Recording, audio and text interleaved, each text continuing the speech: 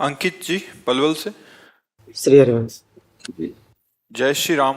महाराज जी आपके चरणों में कोटि कोटि प्रणाम।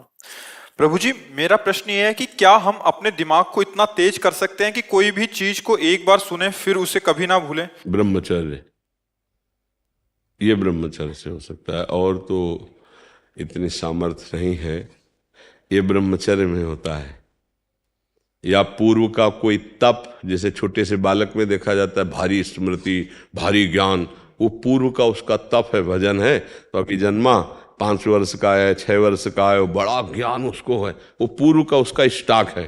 पर इस जन्म में हम स्मृति को अगर, तो वो ब्रह्मचर्य ही है। अगर हम ब्रह्मचर्य का नाश करेंगे तो स्मृति नहीं रहेगी। एक सीधा उत्तर है, आपका खान पान ठीक हो, आपका ब्रह्मचर्य ठीक हो, सात्विक भाव हो, तो स्मृति जागृत हो जाएगी। लेकिन गुरुदेव महाराज मैं तो मतलब शादीशुदा हूँ गुरुदेव मेरी।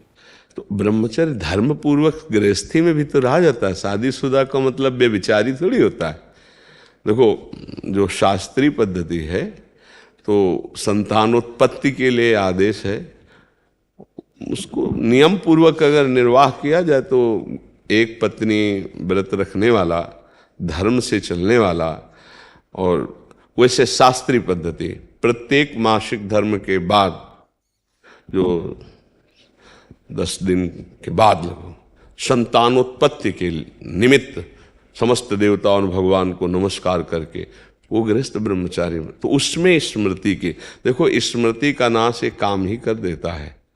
कामा संजायते क्रोधा, क्रोधा स्मृति विभ्रमा, और स्मृति भ्रंशात बुद्धिनाशो, और बुद्धिनाशात प्रणश्यति।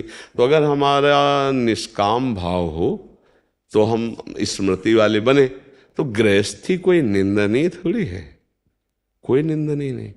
देखो, हम जब शास्त्रों में पढ़ते हैं तो गृहस्थ जनों ने, जिनके बड़े बड़े धर्मात्मा संतानें हुई, उनकी बात, काफी दिनों तक ब्रह्मचर्य रह करके संयम से फिर गर्भाधान हुआ और फिर ब्रह्मचर्य से रहे, तो उनकी संतानें बड़ी प्रज्ञावान, बड़ी विवेकवान धर्म।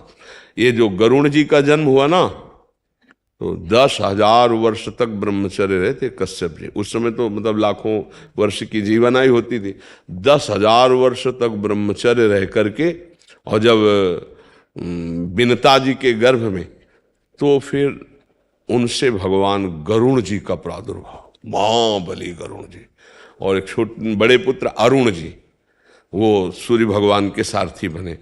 कई हमने ऐसे ब्रह्मचर्य रहकर नाम जप करते हुए धर्म से चले, और फिर संतान, तो उससे फिर अब पशुवत आचरण तो कहीं आदेश नहीं किया गया है। गृहस्थी में भी अगर जैसे मानो 20-22 वर्ष तक ब्रह्मचारी रहा, फिर गृहस्थी में गया तो परिपक्व फसल है। जैसे गेहूं गलेथ में हो, काट ले तो एक दाना नहीं मिलेगा, और परिपक्व फसल हो जाए तो कुंतलों अनाज सालों खाते रहो, ऐसा अनाज पैदा हो जाए। तो ऐसे वीर भी परिपक्व होता है, ब्रह्मचर्य भी।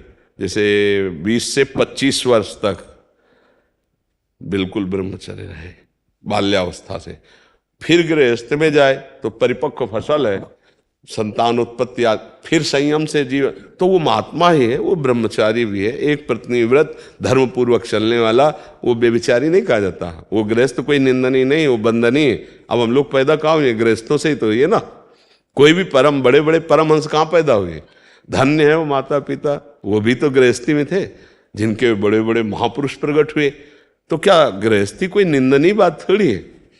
अगर बच्चा संयम से चले तो। अब संयम को नष्ट कर दे तो फिर चाहे गृहस्थी में ना जाए तो भी नष्ट हो जाएगा।